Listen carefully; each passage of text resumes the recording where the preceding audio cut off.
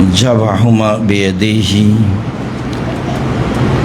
وكبر وسمى فرأيته واجعا قدمه على السفايا ويقول بسم الله الله أكبر رواه البخاري ومسلم। সম্মানিত মুসল্লি দিনী মুসলিম ভাই বোন, প্রশংসা আল্লাহর জন্য, শান্তি অবতীর্ণ হোক আল্লাহর রাসূলের উপর সাল্লাল্লাহু আলাইহি ওয়াসাল্লাম। আজ জুমার খুতবায় সংক্ষিপ্ত সময়ে বক্তব্যের বিষয় কুরবানি। কুরবানি সম্পর্কে আমরা এক গুরুত্বপূর্ণ সংক্ষিপ্ত তথ্যবহুল বিবরণের চেষ্টা করব ইনশাআল্লাহুল আজিজ। কুরবানি শব্দটি কুরব থেকে নির্গত, যার অর্থ হচ্ছে সন্তুষ্টি লাভ করা। যেসব মাধ্যম দিয়ে আল্লাহকে খুব বেশি সন্তুষ্ট করা যায় তার একটি বড় মাধ্যম হচ্ছে কুরবানি।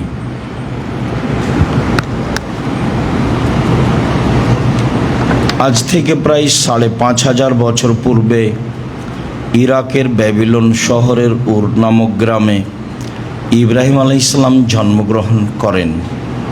তিনি যে কুরবানি করেছিলেন সে কুরবানি আমাদের কুরবানি। যদিও কুরবানি প্রথা আদম আলাইহিস সালাম থেকেই চালু রয়েছে। আদম আলাইহিস সালামের এক ছেলে এক মেয়ে একসাথে জন্ম নিত। আগের ছেলে পরের মেয়ে, পরের ছেলে আগের মেয়ে, এভাবে তিনি বিবাহ দিতেন। সময় আসলে তিনি তার নিয়ম অনুযায়ী বিবাহের ব্যাপারে প্রস্তাব পেশ করলে কাবিল তা প্রত্যাখ্যান করল। কাবিল বলল, আমার সাথে যে মেয়ে জন্ম নিয়েছে আমি তাকে বিবাহ করতে ইচ্ছুক। ইকলিমা দেখতে বেশি সুন্দরী ছিল লিওয়াজার চেয়ে। আদম আলাইহিস সালাম পরিস্থিতি দেখে বললেন, ঠিক আছে, তোমরা দুইজন আল্লাহর দরবারে কুরবানি পেশ করো। যার কুরবানি কবুল হবে সেই ইকলিমাকে বিবাহ করবে। পিতার পরামর্শ অনুযায়ী কাবিল যেহেতু জমি চাষ করত, মর্মে কিছু গম কুরবানি হিসেবে পেশ করল। হাবিল পশু পালন করত, মর্মে একটি দুম্বা কুরবানি হিসাবে পেশ করল। তখন কুরবানি কবুলের পদ্ধতি ছিল আকাশ থেকে আগুন এসে জ্বলে যাবে। হাবিলের দুম্বা পশুটি জ্বলে গেল, কাবিলের গমগুলি থেকে গেল। এতে কাবিল মান সম্মান রক্ষা করতে ক্ষিপ্ত হয়ে গেল। কাবিল বলল, হাবিল, আমি তোকে হত্যা করব। হাবিল বলল, তুমি হত্যা করো, আমি তোমাকে হত্যা করব না। আল্লাহ তাআলা বলেন, অতলু ইবনায় আদামা নাবা ইবনায় আদামা বিল হক্কে। মুহাম্মদ সাল্লাল্লাহু আলাইহি সাল্লাম আপনি আদমের দুই ছেলের সত্য সংবাদ পড়ে দেখুন। ইদ কাররাবা কুরবানান, যখন তারা দুই ভাই কুরবানি পেশ করেছিল। ফাতুকুব্বিলা মিন আহাদিহিমা ওয়ালাম ইতাকাব্বাল মিনাল আখার, দুইজনের একজনের কুরবানি কবুল করা হয়েছিল, অপরজনের কুরবানি কবুল করা হয়নি। মর্মে কাবিল ক্ষিপ্ত হয়। সময়ের গতিতে কাবিল তার ভাই হাবিলকে হত্যা করে। হত্যা করার পরে দেখছে লাশ পড়ে আছে, কি করা যায়। চিন্তা ভাবনা করতে দেখলো দুইটি কাক আসলো, মারামারি করলো। একটা কাক মারা গেল। মরে যাওয়া কাকটিকে জীবিত কাকটি গর্ত খুঁড়ে মাটিতে পুঁতে দিল। কাবিল বুঝল হাবিলকে কি করতে হবে। গর্ত খুঁড়ে কাবিল হাবিলকে মাটিতে পুঁতে দিল। আমাদের নবী মুহাম্মদ সাল্লাল্লাহু আলাইহি সাল্লাম বলেন, সামাজিক অবস্থা এত জটিল হবে যে সত্যবাদী হবে মিথ্যাবাদী, আর মিথ্যাবাদী হবে সত্যবাদী। আত্মসাৎকারী হবে আমানতদার, আর আমানতী হবে আত্মসাৎকারী। সমাজে সবাই আগাছা হয়ে যাবে, মারামারি বেড়ে যাবে। তখন সাহাবীগণ বললেন, তাহলে বলেন কি করতে হবে, আপনি বলেন। তখন রাসূল সাল্লাল্লাহু আলাইহি সাল্লাম বললেন, বাড়িতে থেকো আর মুখখান বন্ধ রেখো। ঠিক আছে, বাড়িতে থাকবো। ওই সময়েও যদি সমাজের লোক বাড়িতে এসে মেরে যায় তাহলে কি করব? তখন রাসূল সাল্লাল্লাহু আলাইহি সাল্লাম বললেন, তখন আদমের 2 ছেলের ভালোটার মতো হয়েও। পরিস্থিতি খুব জটিল হয়ে গেলে মোকাবেলা করতে যায় না, কেননা সত্য তখন সত্য থাকবে না, সত্যই হবে মিথ্যা, আর মিথ্যাই হবে সত্য। তুমি যদি ন্যায় হক পেতে চাও, সমাজ তোমাকে তা দেবে না। সমাজের প্রায় মানুষ হবে আগাছা, অন্যায় প্রিয়। তখন তুমি উত্তর দিতে গেলে সফল হতে পারবা না। অতএব তুমি আদমের 2 ছেলের ভালোটার মতো হয়েও। কাবিল বলল, হাবিল তোকে আমি হত্যা করব। তখন হাবিল বলল, ঠিক আছে, তুমি হত্যা করো, আমি তোমাকে হত্যা করব না। এই স্বভাবে গড়ে উঠতে হবে। সমাজের অবস্থা যখন খুব বেশি জটিল হবে, প্রায় কাছাকাছি আরও বেশি হবে। সম্মানিত দিনী ভাই বোন, বলছিলাম আমাদের কুরবানি, ইব্রাহিম আলাইহিস সালামের কুরবানি। ইব্রাহিম আলাইহিস সালাম তার স্ত্রী সারাকে নিয়ে এক এলাকা দিয়ে পার হচ্ছিলেন। সেই এলাকায় ছিল স্বৈরাচারী শাসক। শাসককে বলা হলো, আপনার এলাকায় একজন লোক প্রবেশ করেছে, তার নাম ইব্রাহিম, তার সাথে একজন মহিলা রয়েছে, আহসানুন নিসায়ে মিনাল আরব, আরব ভূখণ্ডে সবচেয়ে সুন্দরী নারী। বিদ্বানগণ বলেন, মা হাওয়া থেকে নিয়ে কিয়ামত পর্যন্ত যত নারী এসেছে, যত নারী আসবে, যত নারী আছে, সবার চেয়ে সুন্দরী সারা। হয়তোবা এটাও হতে পারে যে ওই সময়ে যত নারী ছিল সবার চেয়ে তিনি সুন্দরী ছিলেন, এমনটাও হতে পারে। আর এটাও হতে পারে যে ইউসুফ আলাইহিস সালাম খুব সুন্দর মানুষ ছিলেন, তিনি পেয়েছিলেন তার দাদির চেহারা।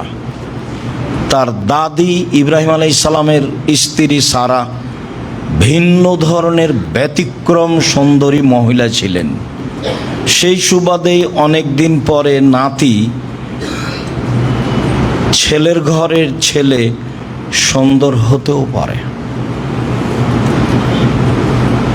সম্মানিত দিনী ভাই বোন, ইব্রাহিম আলাইহিস সালাম স্ত্রীকে রক্ষা করতে পারলেন না। শেষ পর্যন্ত তিনি সারাকে স্বৈরাচারী শাসকের ঘরে পাঠালেন। সারা ঘরে ঢুকতেই সে হাত বাড়ালো অন্যায়ের উদ্দেশ্যে। সারা বলল, থামেন, আগে অজু হবে, 2 রাকাত সালাত হবে, তারপরে কোনো কথা। সারা অজু করলেন, 2 রাকাত সালাত আদায় করলেন, তারপরে বললেন, আল্লাহুম্মা ইন কুনতু আমানতু বিকা ওয়া বিরাসূলিকা ওয়া হাসানতু ফারজি ইল্লাল্লাহ জাওজি। হে আল্লাহ, আমি যদি তোমাকে বিশ্বাস করে থাকি আর তোমার নবী ইব্রাহিমকে নবী বলে মেনে নিয়ে থাকি, আর আমার জীবনে যদি কোনোদিন আমার লজ্জাস্থানকে আমার স্বামী ছাড়া অন্য কাউকে ব্যবহার করতে না দিয়ে থাকি, তাহলে এই নির্জনে এই স্বৈরাচারী শাসক যেন আমার গায়ে হাত লাগাতে না পারে। কথা শেষই হয়নি, স্বৈরাচারী শাসক অজ্ঞান হয়ে মাটিতে পড়ে গেল। সারা বললেন, আল্লাহ, এই সময়ে যদি এ মারা যায় তাহলে আমরা স্বামী স্ত্রী দোষী সাব্যস্ত হব, আটকা পড়ে যাব, তুমি একে মেরে ফেলো না। বুখারী মুসলিমের বর্ণনায় এভাবেও এসেছে যে স্বৈরাচারী শাসক বলল, দেখো সারা, তুমি তোমার প্রতিপালককে বলো আমি ভালো হয়ে গেলে তোমার সাথে অন্যায় করব না।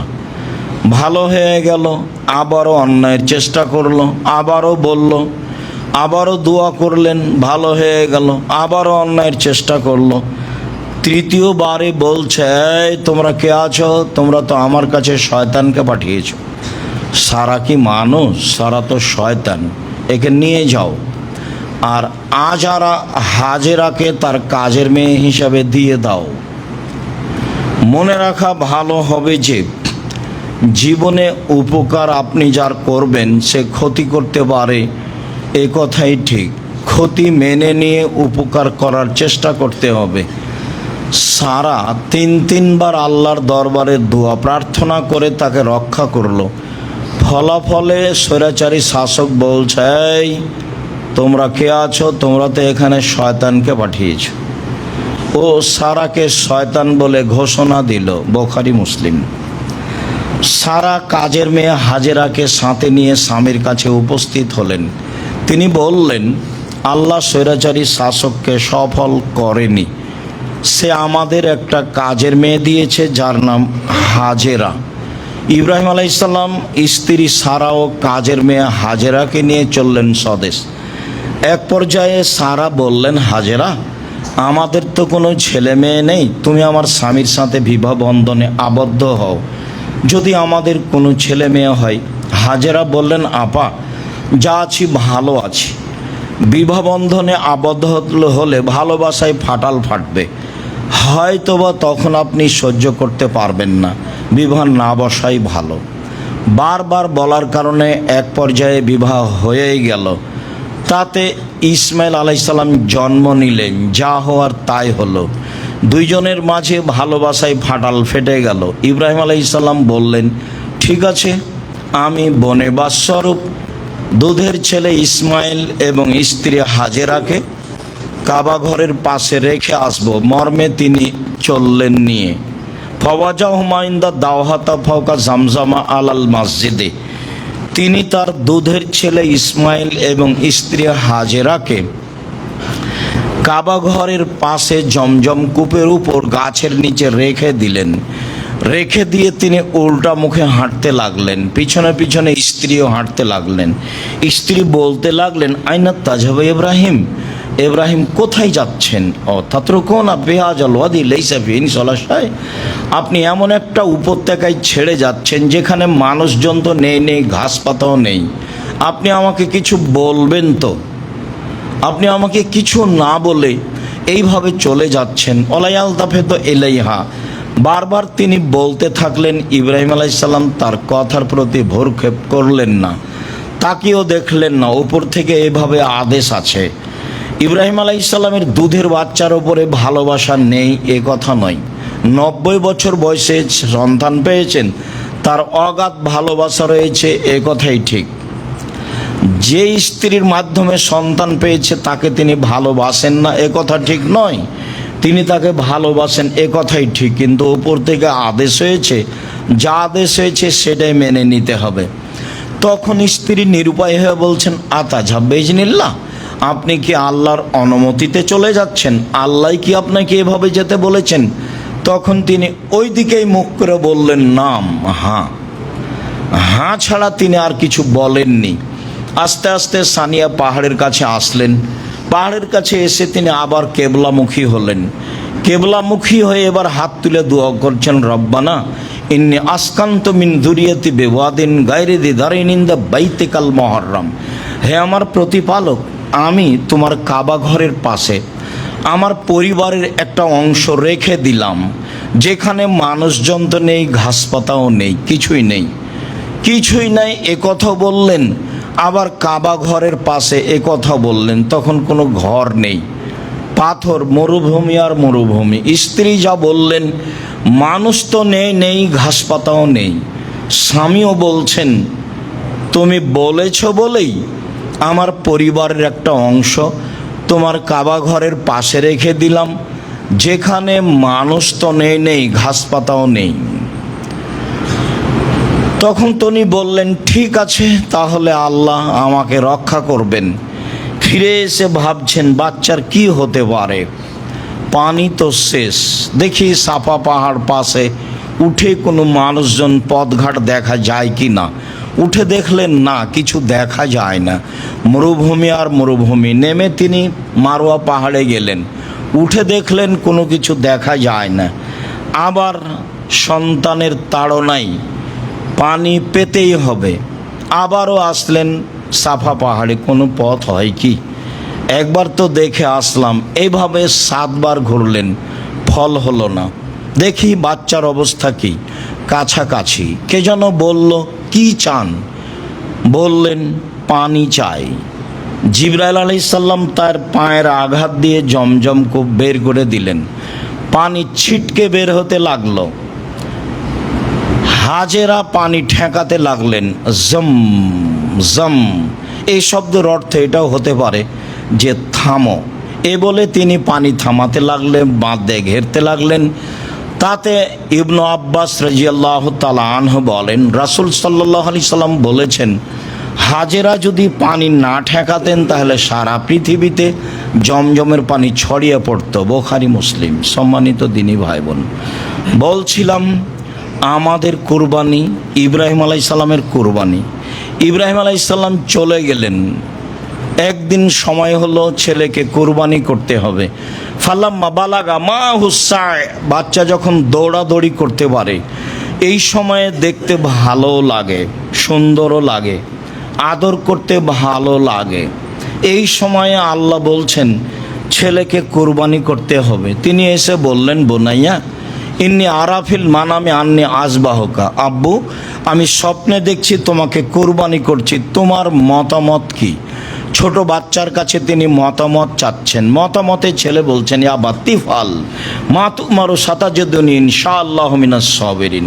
আব্বা আপনি যা স্বপ্নে দেখেছেন তা বাস্তবায়ন করুন, আপনি আমাকে ধৈর্যশীল পাবেন। ফাসলামা, বাপ বেটা একমত হয়ে গেলেন। ওয়াতাল্লাহুলিল জাবিন, ছেলেকে উপুড় করে মিনা মাঠে ফাঁকা জায়গায় সইয়ে দিলেন। 90 বছরের 100 বছরের বৃদ্ধ মানুষ, মাথার চুল পেকে গেছে, কেউ নেই দর্শক, আল্লাহ ও ফেরেশতা ছাড়া মানুষজন কেউ নেই।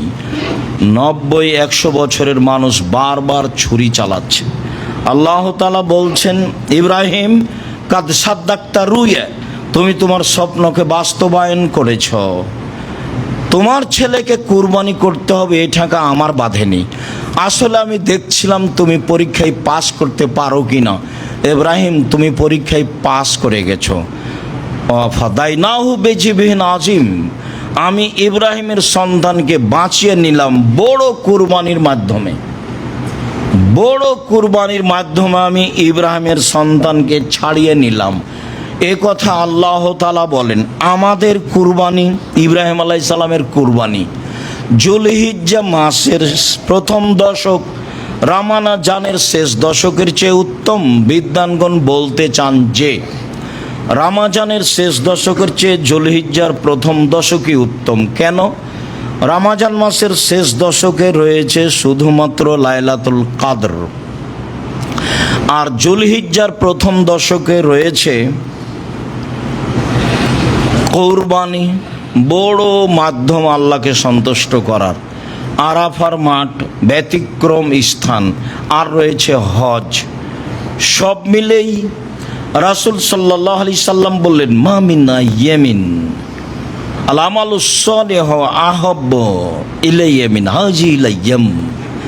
আল্লাহ তাআলার কাছে জুলহিজ্জা মাসের প্রথম 10 দিনের নেকি যত প্রিয়, আমল যত প্রিয়, আর বাকি 11 মাসের ইবাদত আল্লাহর কাছে তত প্রিয় নয়। তাহলে তো রামাজানও টিকলো না। সাহাবীগণ বললেন, জেহাদও নয়। তো সাহাবীগণের এই উত্তর আল্লাহ রাসূল বলছেন, না জেহাদও নয়। জেহাদ করেও অত আল্লাহর সন্তুষ্টিপূর্ণ আমল করা যাবে না জুলহিজ্জার প্রথম দশকে যেভাবে যাবে। তবে হ্যাঁ, যে লোকটি বাড়ি থেকে বের হয়ে গেল, একেবারে নিজেকে বের করলো ঘোড়া গাধা নিয়ে, আর ফিরল না, সে ভিন্ন কথা।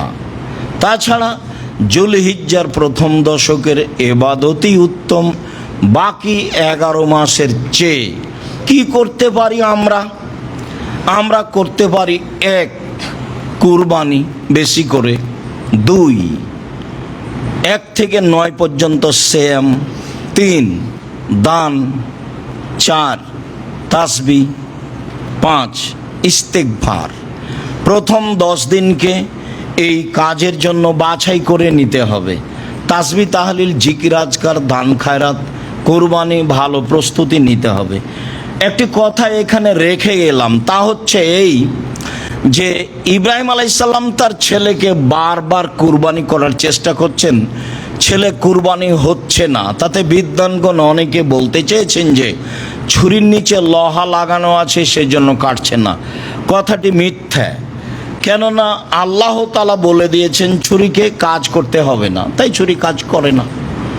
মানুষ না হয় নিমুখ হারাম আদম সন্তান, জড় বস্তু নিমুখ হারাম নয়। জড় বস্তু আল্লাহর কথা মানে। এই যে ইব্রাহিম আলাইহিসসালামকে আগুনে নিক্ষেপ করা হলো, আল্লাহ বললেন আগুন শীতল হও, এই যে হয়েছে। ইব্রাহিম আলাইহিসসালাম তো আগুনে জ্বলে গেলেন না, তো আল্লাহ বললেন ছুরিকে কেটো না, বাস কাটলো না। তা অনেক প্রমাণ আছে, বুখারী মুসলিমের হাদিস। ওই যে একটা লোক 99টা লোককে হত্যা করার পরে বলল বাঁচার পথ, তো যার কাছে গেছে সে হলো দরবেশ, তো ধর্ম বুঝে না। তখনও বলছে বাহ, 99টা লোককে হত্যা করার পরে আবার বাঁচার পথ। তখনও বলল তাহলে আর তোমাকে রেখে কি হবে, তো 100 বাঁচার পথ এখন। তো বলে যাও, ওই গ্রামে একজন মাওলানা আছে, জিজ্ঞাসা করো। যেতে আরম্ভ করতেই সময় শেষ, বুকটা ওইদিকে ঠেলে দিয়ে আল্লাহকে দেখালেন, পাপ করেছি এ কথাই ঠিক, তবে ক্ষমা চাচ্ছি। এই যে বুকটা ওইদিকে ঠেলে দিয়ে দেখালাম। আল্লাহ বললেন ঠিক আছে ফেরেশতা, মেপে দেখো চলে গেছে বেশি না আছে বেশি। ফেরেশতাকে মাপতে লাগিয়ে বলছে এই গ্রাম যে দিক থেকে যাচ্ছিল সরে যাও, যে গ্রামে আসছিল সে গ্রাম যাচ্ছিল সেরকম পিছিয়ে হটো। জড় বস্তু গ্রাম আল্লাহর কথা মানে, বুখারী মুসলিমের হাদিস। আম গাছে জাম ধরতে পারে, ধরে না। অমাবস্যা রাতে চাঁদ উঠতে পারে, উঠে না। সুঁয়ের ছিদ্রতে লাঙ্গলের ফা ঢুকতে পারে, ঢোকে না। এগুলো ঘটে যেতে পারে। বুখারী মুসলিম মানে সন্দেহ আছে বলে কিয়ামত পর্যন্ত চেষ্টা করলে ফল হবে না, যা আছে তাই থাকবে। 10,000 বছর পরে যদি মানুষ যন্ত্রের মাধ্যমে রাসূলের কথা সবই ধরে ফেলে, আর সেই কথা যদি বুখারী মুসলিমে মিল না খায়, তাহলে সেই যন্ত্র ভুল করেছে বলে প্রমাণ হবে। এই কথা মিথ্যা প্রমাণ হবে না, তার নাম বুখারী মুসলিম। জড়বস্তু আল্লাহর কথা মানে। ওই যে একটা লোক বলল বেটা আমি এত বড় পাপী, আল্লাহ যদি ধরতে পারে তাহলে আমাকে খুব শাস্তি দিবে। এরকম শাস্তি কাউকে দেবে না। অতএব আমি মারা গেলে আগুন দিয়ে জ্বালিয়ে অর্ধেক চাই পানিতে ফেলে দিও, অর্ধেক চাই মাটিতে ফেলে দিও, আল্লাহ যেন ধরতেই না পারে। তো ছেলেরা তাই করলো। আল্লাহ বলছেন বাতাস ছাই জমা করে দাও, দিল। বা মাটি ছাই জমা করে দাও। আল্লাহ বললেন মানুষ তৈরি করে কেন এই আদেশ করেছ? তোমার ভয়ে করেছি, আর তুমি ভালো জানো। আসলে আমি রূপকভাবে করেছি, তোমার ভয়ে করেছি, এটা তুমি ভালো জানো। তখন আল্লাহ বলছেন ঠিক আছে ক্ষমা করে দিলাম, যেহেতু তুমি আমার ভয়ে করেছো, তুমি সেটা বলছো, আর আমি সেটা জানি, সে কথা তুমি আমার দিচ্ছ, তুমি ভালো জানো, তো মাফ করে দিলাম। তো এই যে জড় বস্তু কথা শুনে কত প্রমাণ নেবেন? অতএব ছুরির নিচে লোহা লাগানো হয়েছে, কথাটি মিথ্যা। সম্মানিত দিনী ভাই বোন, আমাদের কুরবানি ইব্রাহিম আলাইহিস সালামের কুরবানি।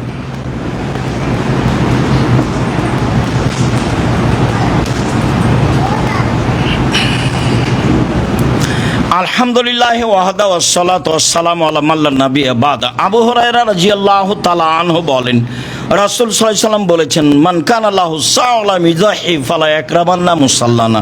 কারো যদি টাকা পয়সা থাকে, সে যদি কুরবানি না করে, তাহলে সে যেন আমার ঈদগাহের মাঠে না আসে। এর অর্থ এই নয় যে কুরবানি ফরজ। কুরবানি একটি সুন্নাতে মুআক্কাদা, গুরুত্বপূর্ণ সুন্নাত। করা ভালো, না করলে গুনাহগার হবে মানুষ, এ কথা নয়। আবু বকর সিদ্দিক রাদিয়াল্লাহু তাআলা, ওমর রাদিয়াল্লাহু তাআলা মাঝে মধ্যে করতেন না, মানুষ যেন ফরজ মনে না করে। আল্লাহকে সন্তুষ্ট করার একটি বড় মাধ্যম কুরবানি। আনাস রাদিয়াল্লাহু তাআলা আনহু বলেন, যাহা রাসূলুল্লাহ সাল্লাল্লাহু আলাইহি সাল্লাম কাবশাইনে আমলাহাইনে আকরানাইনে। আমি রাসূল সাল্লাল্লাহু আলাইহি সাল্লামকে দেখলাম, তিনি দুইটি ভেড়া জবে করলেন। তা ছিল সাদা কালো, তা ছিল সিংওয়ালা।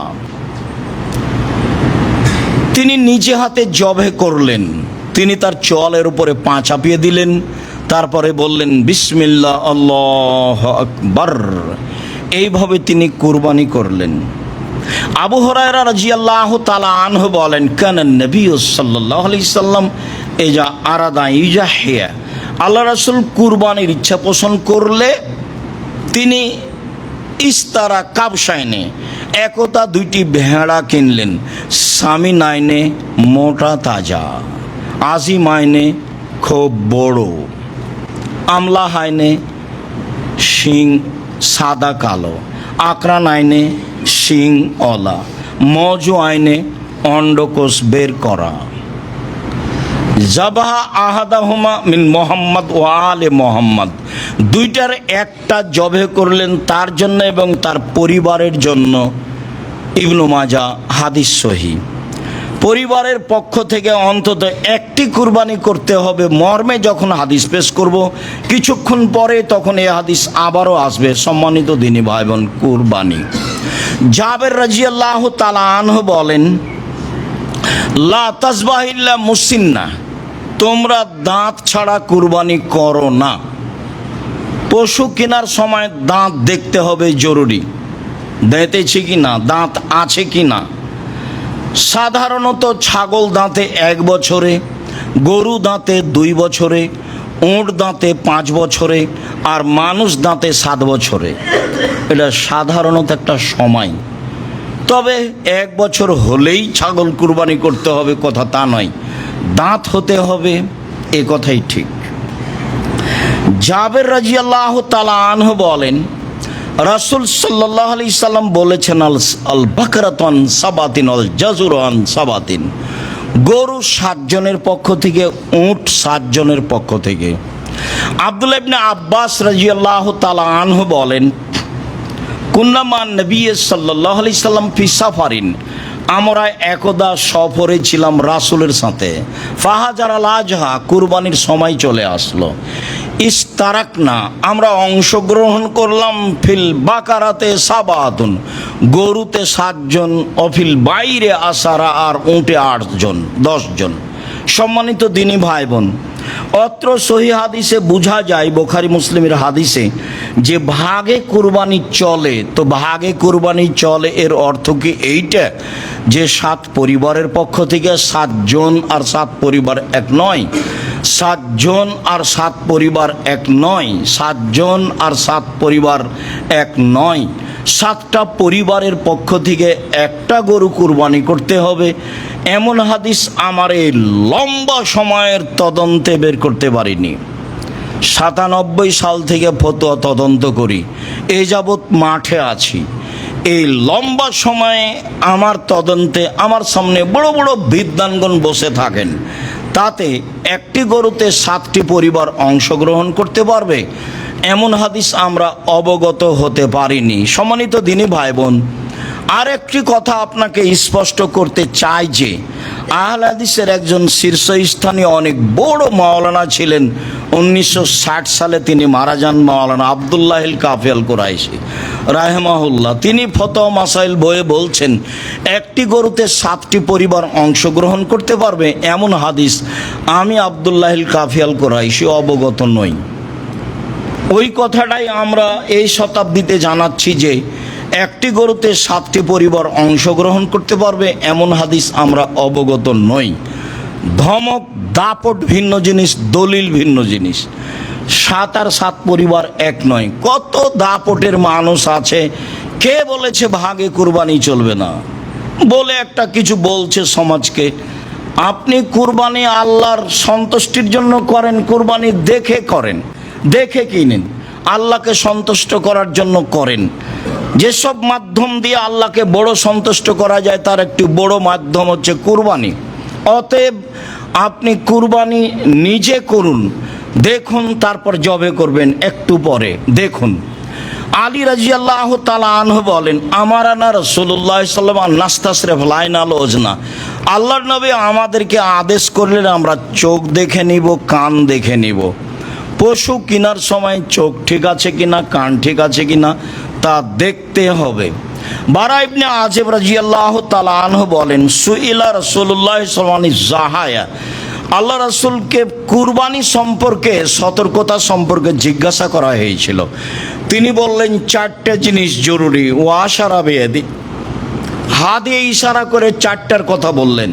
তাতে তিনি বললেন জালোহাল বাইয়েনো, ল্যাংড়া স্পষ্ট ল্যাংড়া হয় না যেন।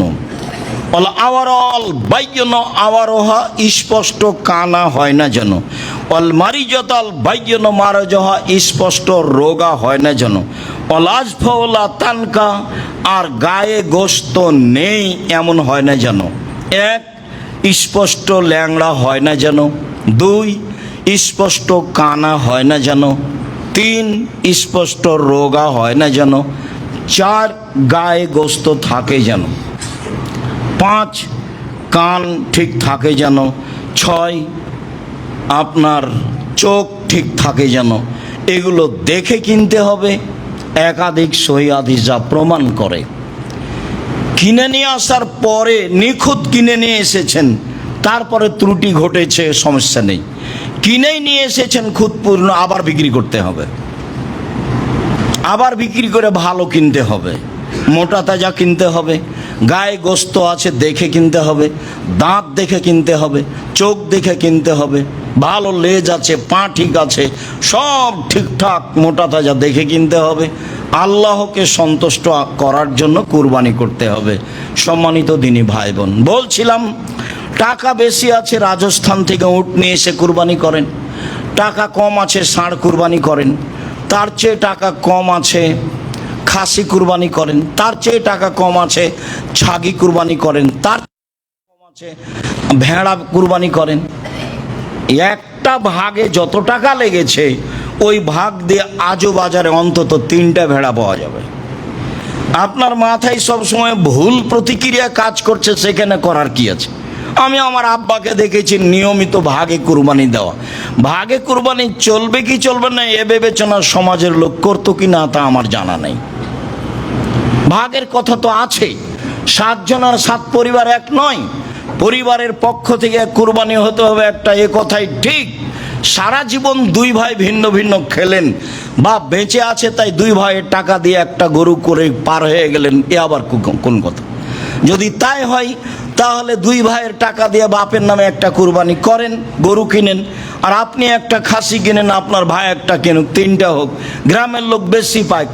আল্লাহ রাসূল সাল্লাল্লাহু আলাইহি সাল্লাম 100টি গরু কুরবানি করেছিলেন, 63টি নিজ হাতে করেছিলেন, আর বাকি 37টি আলীকে বললেন, আলী এগুলো তুমি কুরবানি করো। আমার আহু আলীকে আদেশ করলেন, আই একসেমা বদনাহু ও লহুমাহা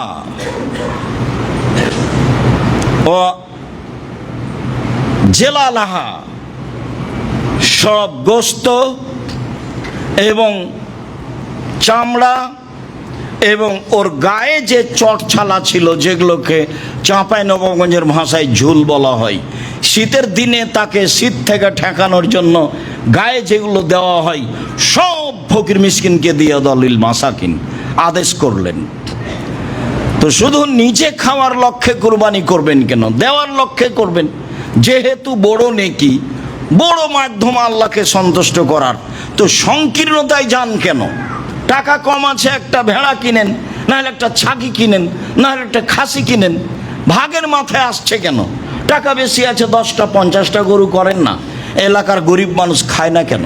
সম্মানিত তিনি ভাই বোন, একটি পরিবারের পক্ষ থেকে একটি প্রাণী কুরবানি করতে হবে। 1, আয়েশা রাদিয়াল্লাহু তাআলা আনহা বলেন, নাহারা রাসূলুল্লাহ সাল্লাল্লাহু আলাইহি সাল্লাম ফি হাজ্জাতিল বিদায় মিন আলে মুহাম্মদ বাকারাতান ওয়াহিদাতান। রাসূল সাল্লাল্লাহু আলাইহি সাল্লাম বিদায় হজের বছর তার পরিবারের পক্ষ থেকে তিনি একটি গরু কুরবানি করেছিলেন, বাকারাতান ওয়াহিদা, একটি গরু। হাদিস বুখারী মুসলিম। আয়েশা রাদিয়াল্লাহু তাআলা আনহা বলেন, আমারা রাসূল সাল্লাল্লাহু আলাইহি সাল্লাম আদেশ করলেন বেকাবসিন একটা ভেড়ার, আকরানা শিংওয়ালা, এতাও ফি সাওয়াদিন ও ইয়াবরুকু ফি সাওয়াদিন ইয়ানজুরু ফি সাওয়াদিন, কালোতে খায়, কালোতে হাঁটে, কালোতে শয়। কালোতে খায় মানে পাক, মুখ কালো, কালোতে শয় মানে পেট কালো, কালোতে হাঁটে মানে পা কালো। কালো প্রাণীর মধ্যে কি রহস্য আছে? তাতে বিদ্বানগণ মনে করেন যে কালো প্রাণীর গোস্তে স্বাদ বেশি আছে, হতে পারে। রহস্য রাসূল সাল্লাল্লাহু আলাইহি ওয়াসাল্লাম কিছু বলে যাননি। তবে রাসূল যখন ভেড়া কিনতে বললেন তখন বলেন, এই শোনো, দেখে কিনিও, কালোতে খায় এমনটা, কালোতে হাঁটে এমনটা, কালোতে দেখে এমনটা। হয়তোবা কালো প্রাণীর গায়ের গোস্তে স্বাদ থাকতে পারে, আল্লাহ আলাম। সঠিক তথ্য আমাদের জানা নেই। বিদ্বানগণ এইভাবে মনে করেন, যা আপনার সামনে পেশ করলাম।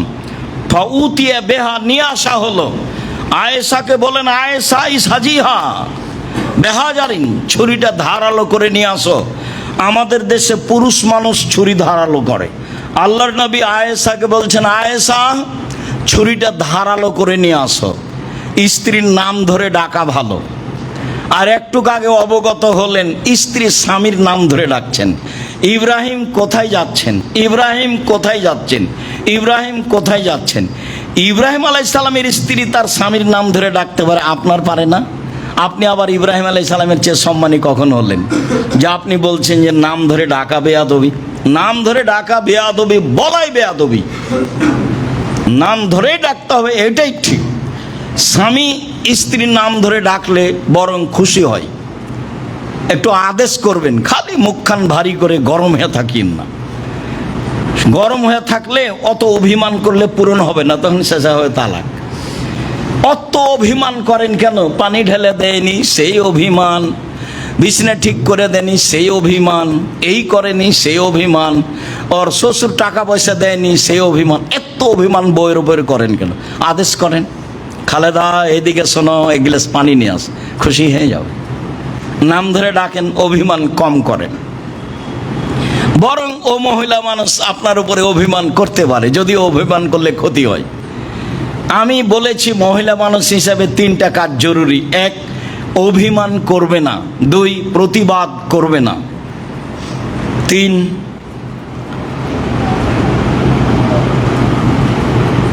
আর একটি জোর করে কোনো কথার দাবি জানাবে না, হ্যাঁ অভিযোগ পেশ করবে না।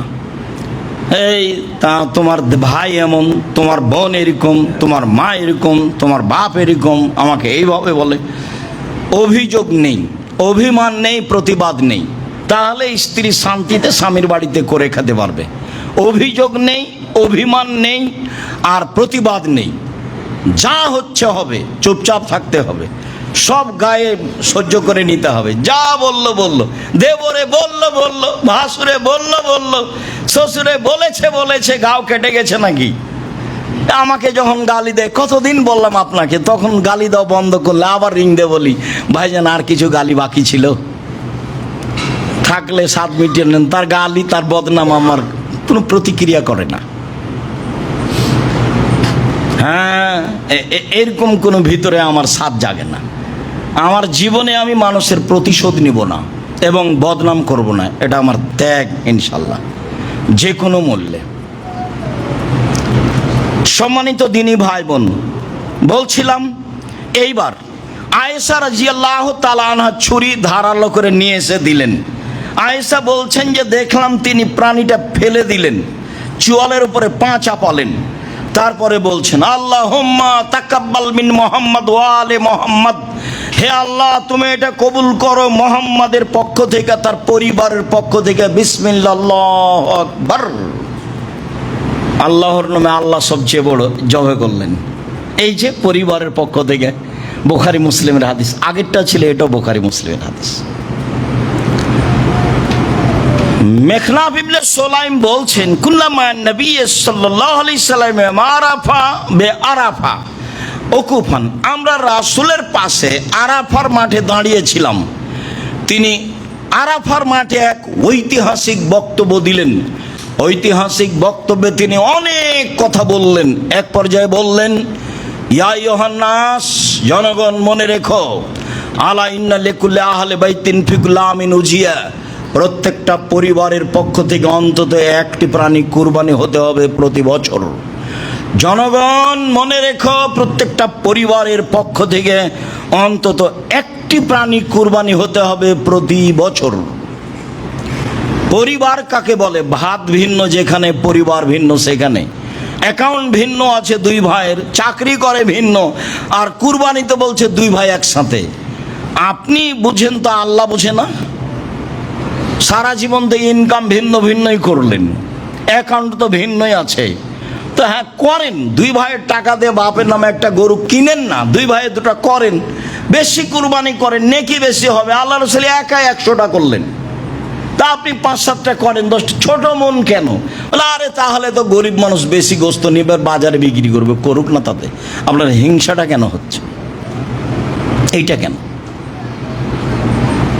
আতা ইবনে ইয়াসার বলছেন, আমি আবু আইয়ুব আনসারীকে বললাম, কাইফা কানাতিজ যাহায়া ফি আহাদি রাসূলুল্লাহ সাল্লাল্লাহু আলাইহি ওয়াসাল্লাম। ও আবু আইয়ুব আনসারী, বিশিষ্ট সাহাবী, রাসূলের যুগে কুরবানি কেমন ছিল? তিনি বলছেন, কানার রাজুল ইউজাহি বিসাতান ওয়া আহলি বাইতিহি। রাসূলের যুগে পরিবারের মালিক তার পক্ষ থেকে এবং তার পরিবারের পক্ষ থেকে একটি ভেড়া কুরবানি করতেন। একল নইতে মুনা, খেতেন ও খাওয়াতেন, খেতেন ও খাওয়াতেন। এই যে 4-5টা হাদিস আপনার সামনে পেশ করলাম, পরিবারের পক্ষ থেকে অন্তত একটি প্রাণী কুরবানি করতে হবে। এইটা আপনাকে আবারও বলছি যে আপনি বৈধ পয়সা দিয়ে অন্তত পরিবারের পক্ষ থেকে একটি প্রাণী কুরবানি করেন। বেশি টাকা আছে উট করেন, তারপরে গরু করেন, না হয় খাসি করেন, না হয় ছাগি করেন, না হয় ভেড়া করেন। আকিকার সাথে কুরবানির কোনো সম্পর্ক নেই, আকিকার সাথে কুরবানির কোনো সম্পর্ক নেই। আকিকা হচ্ছে পিতার জিম্মেদারি, পিতাকে দিতেই হবে। জন্মের 7ম দিনে আকিকা দিতে হবে। 14 দিনে চলে না, 21 দিনে চলে না, জীবনে একদিন চলে না। মতামতে হাদিস একটাও ঠিক নয়। 7ম দিনেই আকিকা দিতে হবে, আপনি দিতে বাধ্য। কানা দেন, খোড়া দেন, ল্যাংড়া দেন, আধা মরা দেন, দেন। 500 টাকা দিয়ে কিনেন, 300 টাকা দিয়ে কিনেন, 5000 দিয়ে কিনেন, যেটা আপনার অনুকূলে হয়।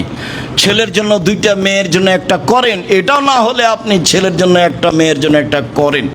আপনি আকিকা দেন, আকিকার গোস্ত আপনার নিজস্ব গোস্ত, আপনি খাবেন না, আরেকজনকে খাওয়াবেন, সেটা আপনার ব্যাপার। থাকলো কুরবানি, তখন আল্লাহ রাসূল বলছেন যে ফাকুল ওয়াতিমুল বাইসাল ফাকির, পৃথিবীর মানুষ কুরবানির গোস্ত তোমরা খাও এবং অসহায় দুস্থ গরিব মানুষকে খেতে দাও। আদেশ, কুরবানি নেকির কাজ, আদেশ পালন করতে হবে, নিজে খেতে হবে এবং ফকির মিসকিন অসুস্থ মানুষকে, অসহায় মানুষকে খাওয়াতে হবে। রাসূল সাল্লাল্লাহু আলাইহি ওয়াসাল্লাম বলেন, কুল ওয়াদ্দাখির ওয়াতিমুল বাইসাল ফাকির, কুলু ওয়াদ্দাখির ওয়াতিমু। পৃথিবীর মানুষ, তোমরা কুরবানির গোস্ত খাও, জমা রাখো, দুস্থ গরিবদের খাওয়াও। কুরবানির গোস্ত ফ্রিজে রেখে লম্বা সময় খেতে পারেন। অসহায় মানুষ পাশে ছিল, তাকে দিলেন না, তারপরেও ফ্রিজে রেখে দিলেন, তাহলে কি হলো? ভুল হয়েছে, এটা কৃপণতা হয়েছে, ঠিক হয়নি। হ্যাঁ, নেওয়ার যদি না থাকে, কেউ জমা রাখেন, সেটা ভিন্ন কথা, তবে দেওয়ার চেষ্টা করবেন। আল্লাহ রাসূল আলীকে আদেশ করলেন, আলী, যে কয়েকটা গরু জবাই করা হলো তার 1 টুকরা নিয়ে রান্না করো, আর সব ফকির মিসকিনের মধ্যে বন্টন করে দাও। বেশি করে করেন, ফকির মিসকিনের মধ্যে বন্টন করে দিবেন। আব্দুর রাজ্জাক সাহেব ফকির নিয়ে যত বিক্রি করে, তাতে আপনার কি? বিক্রি করলো আপনার, হিন্দু যদি চাইতে আসে তবুও দিবেন।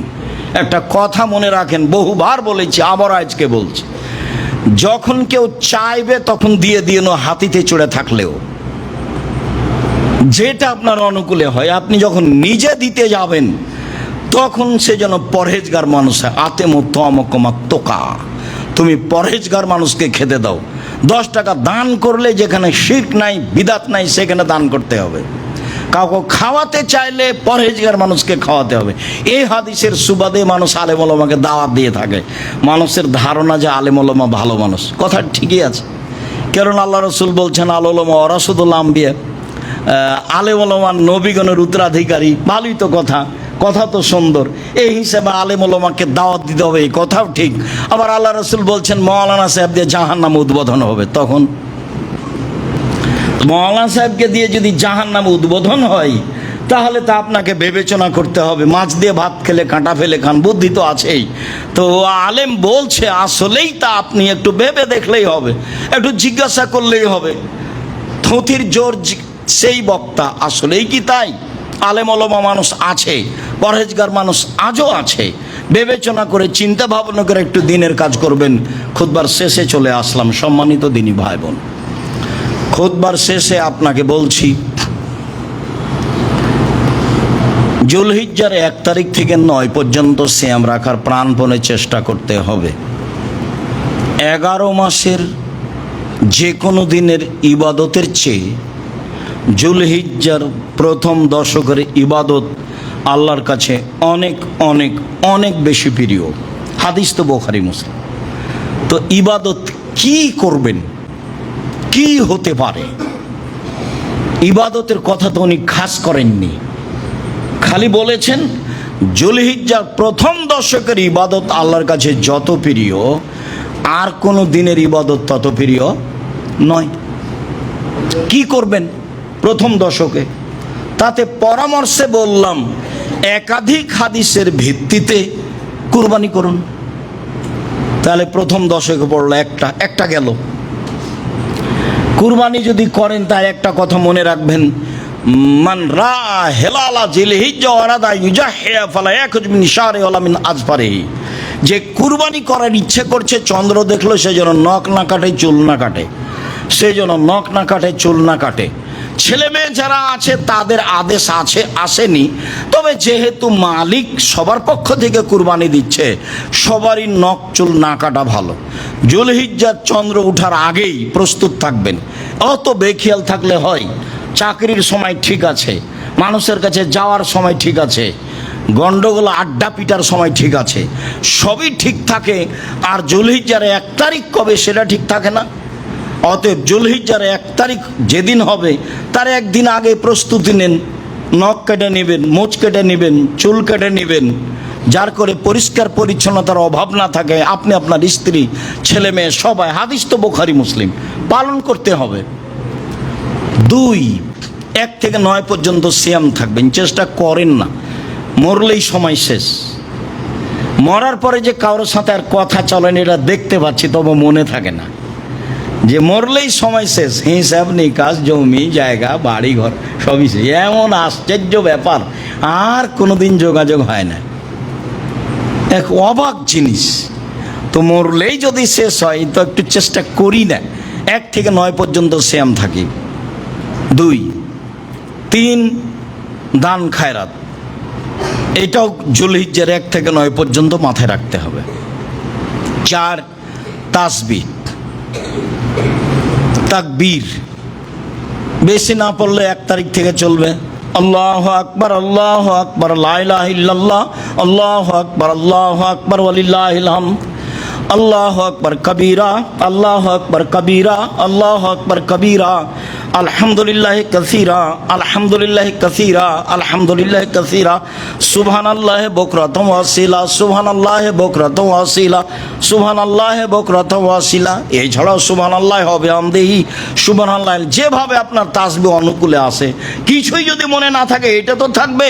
আল্লাহু আকবার, আল্লাহু আকবার, লা ইলাহা ইল্লাল্লাহ, আল্লাহু আকবার, আল্লাহু আকবার, ওয়ালিল্লাহিল হামদ।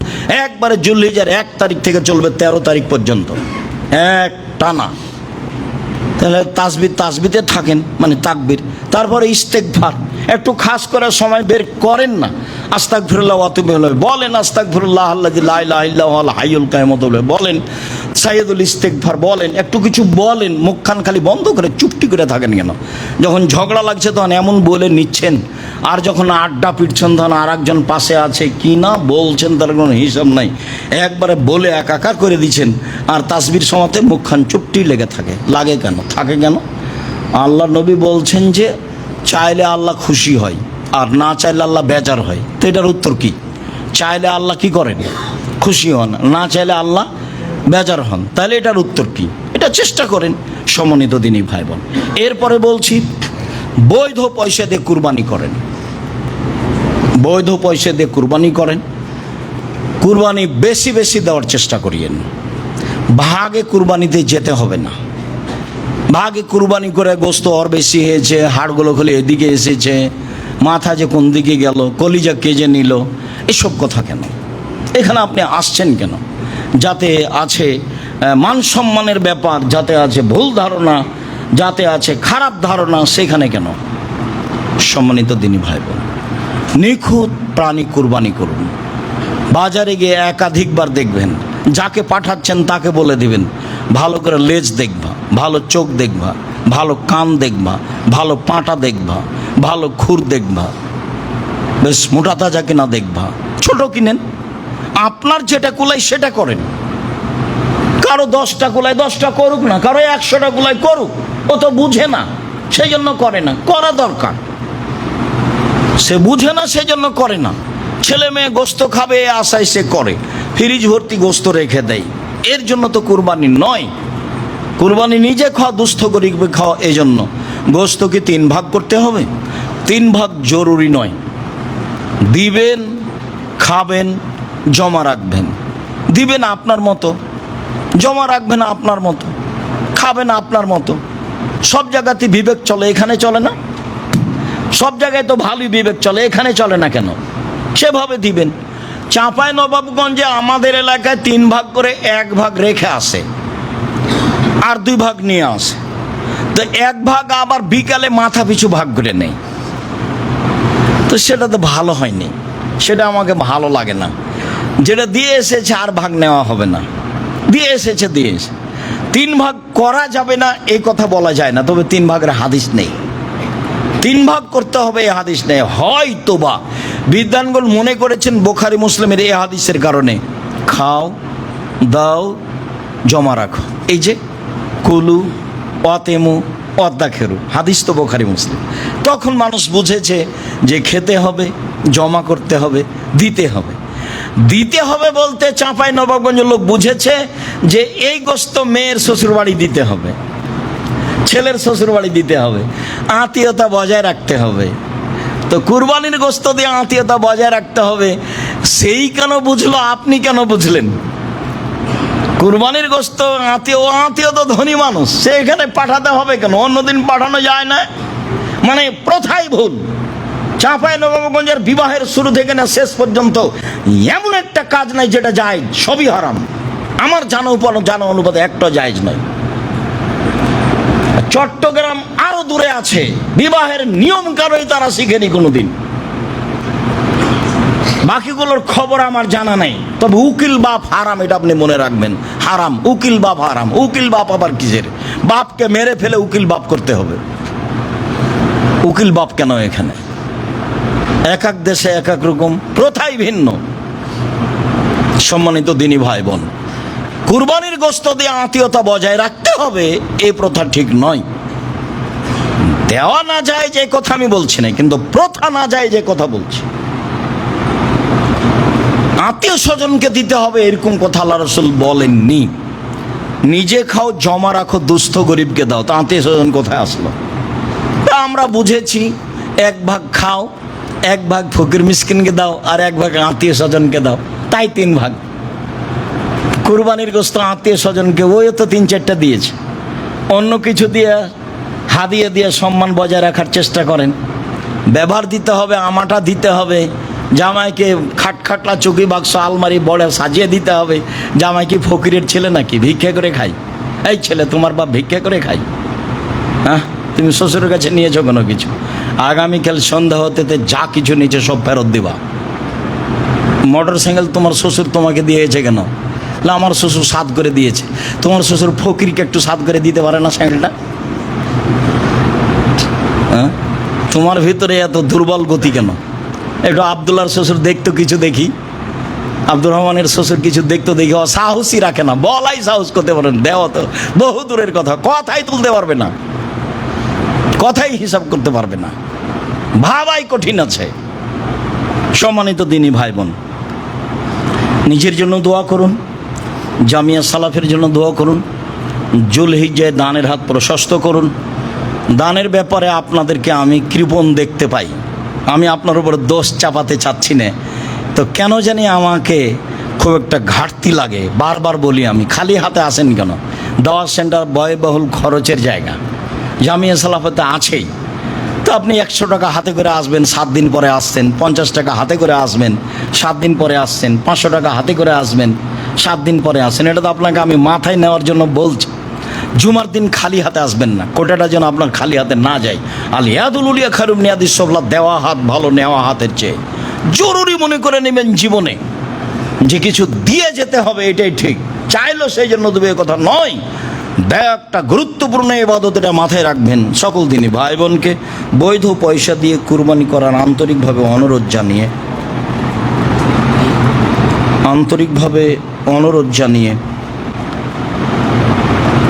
জুলহিজ্জা মাসকে যথাযথভাবে মূল্যায়ন করার আন্তরিকভাবে অনুরোধ জানিয়ে জুমার খুতবা আপাতত আজকের মতো এখানেই শেষ করলাম। আল্লাহুম্মা সাল্লি আলাইহি, আল্লাহুম্মা বারিক আলাইহি।